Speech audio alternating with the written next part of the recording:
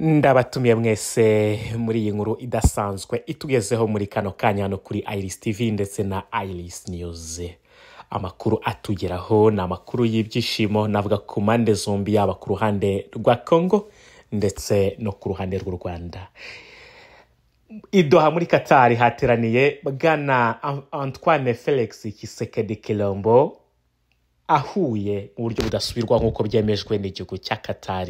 Yahuye na perezida w'u Rwanda Paul Kagame, bahurira ku kibazo gihangayikishije isi, by'umwihariko kano karere dutuyemo muri rusange, kugira ngo bakiganireho. Umwami wa Qatar ariwe Sheikh Tamim bin Hamad Al Thani niwe wabahuje. Ni igikorwa cy'indashyikirwa cyakiriwe neza mu mpande zombi. Abanyarwanda hirya no hino n'abakongomani hirya no hino ku isi batunguwe n'itangazo ryashyizwe hanze n'igihugu cya Qatar. Reka tuze tubigarukaho ku buryo bwimbitse. Ni mu gihe ibihano byari bimaze gushyirwaho umutwe wa M23 byari bimaze kwibuza kuganira na Repubulika Iharanira Demokarasi ya Kongo. Ku munsi w'ejo abantu babonaga basa nkaho batakaje icyizere ku bijyanye n'ibiganiro bizagirwa hagati ya Kongo na M23, ibiganiro bizatanga amahoro n'umutuzo, ariko nanone bikagira inyungu ku mpande zombi, by'umwihariko n'igihugu cy'u Rwanda kibangamiwe n'umutekano uri mu karere k'uburasirazuba bwa Kongo. Reka rero tubanze twibande ku itangazo ryashyizwe ahagaragara ndetse na Qatar. Ku nkuta zose zitandukanye, abanyarwanda batunguwe no kumva yuko perezida Antoine Felix Tshisekedi yahuye na perezida w'u Rwanda. Bamwe batangiye kubiteramwo blague bavuga yuko perezida wa Kongo yaravuze ko azahura n'u Rwanda mu ijoro gusa. Ibyo reka tubireke, sibyo byatuzinduye. Perezida w'u Rwanda, dukurikije itangazo ryasohotse, ngiye kugerageza gushyira mu rurimi rw'ikinyarwanda uko rikurikirana.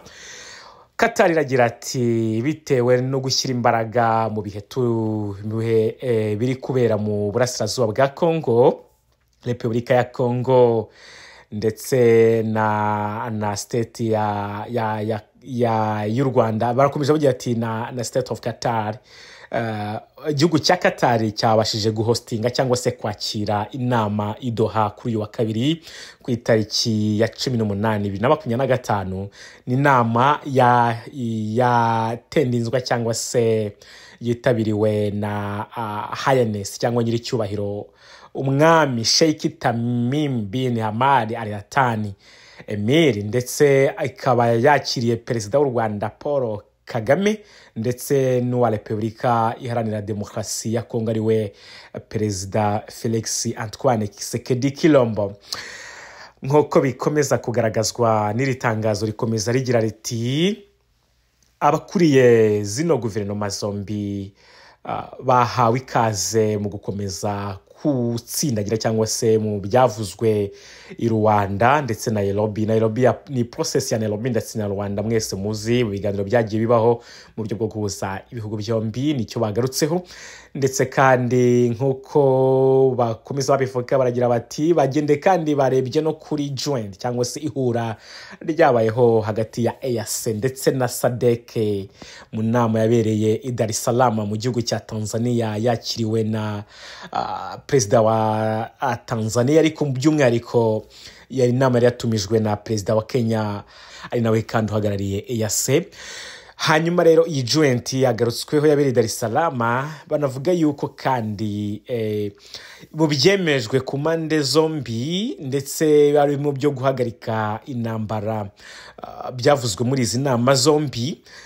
Ibi ngibi nibyo byagarutsweho ndetse bigomeza no gutsindagirwa hano idoha muri Qatar mu buryo kugira ngo bishakirwe umwanzuro, ndetse hanatsindagizwa ruko hemekazwa gahunda ya Rwanda ndetse na Nairobi. N'ubundi process niyo bemeje yuko izakurikizwa kugira ngo amahoro ngeragaruke muri kano gace, by'umwihariko kugira ngo Repubulika Iharanira Demokarasi ya Kongo yongere ibane neza n'igihugu cy'u Rwanda, ariko n'ikibazo cya M23 gikemuke mu buryo burambye. Bakomeza bagira bati Paul Kagame rero ndetse u Rwanda na perezida Tshisekedi Tshilombo wa Repubulika Iharanira Demokarasi ya Kongo bashimiye cyane byimazeyo Doha cyangwa se Qatar yabahuje muri kino gikorwa. Kandi bakomeza bashimira bavuga yuko uburyo bakiriwe ndetse n'ibyo baganiriye bitanze imbuto nziza cyane mu nama bakoze, n'inama igiye gutanga umusaruro nk'uko bitsindagizwa n'abayobozi b'ibihugu byombi.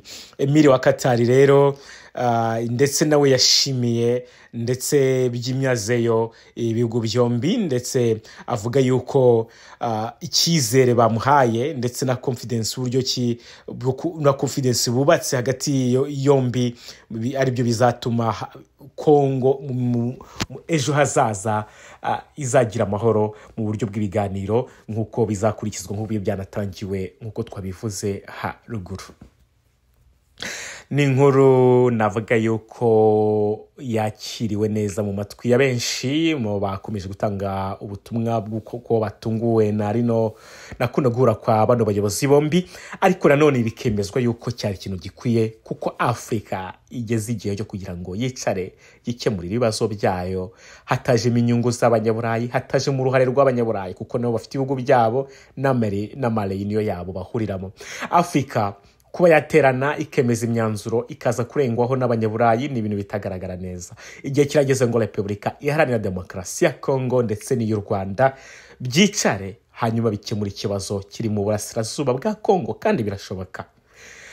Ibiganiro rero byakomeje kwinangirwa cyane no ku ruhande rwa Repubulika Iharanira Demokarasi ya Kongo, rimwe na rimwe hakazamo za kidobya, ubundi hakazamo ibintu bisa nkaho bitsikamira ubwumvikane hagati y'ibihugu byombi. Igihugu cy'u Rwanda kikanga kwitabira rimwe na rimwe muri Rwanda.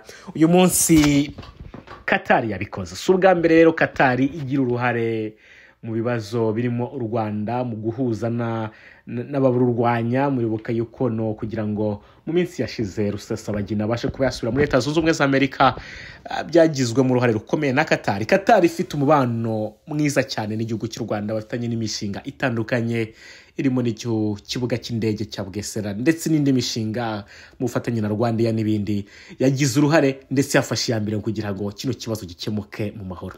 Ni mu gihe kandi Repubulika Iharanira Demokarasi ya Kongo yaramaze gufata uruhande rw'ibihugu by'Uburayi, by'umwihariko igihugu cy'Ububirigi bivugwa yuko cyari cyamaze no kohereza zimwe mu ntwaro n'ibikoresho byakwifashishwa na Repubulika Iharanira Demokarasi ya Kongo kugira ngo itsinsure isubize inyuma M23 yaganaga wari kare, ndetse binavugwa yuko yaba irimo isatira ibirombe bifitwemo inyungu n'Ububirigi ndetse n'ibindi bihugu byo muri Western country. Ese ibi biganiro tubyitegemo iki? Amatangazo avuye hagati y'ibihugu byombi turategereje twumva icyo Repubulika Iharanira Demokarasi ya Kongo itangaza kuri bino biganiro, twumva icyo Repubulika y'u Rwanda iri buvuge. Ku mirongo ya telefone yo bwanjye ku giti cyanjye nagerageje kuvugisha umuvugizi wungirije wa guverinoma y'u Rwanda bwana Alain Muku, byabashije kudukundira, ariko amakuru ariyo yose yagera hanze ajyanye n'imyanzuro itangajwe mu bwombi n'ibihugu byombi byose turaza kugenda tuyakurikirana. Tubasabye kudukurikira mu makuru ndetse n'ibiganiro tubategurira hano kuri Iris TV na Iris News. Imana Rwanda ikomeze barinde. Nge wagezaga inkuru ni Jado Tuyishime. Bye bye.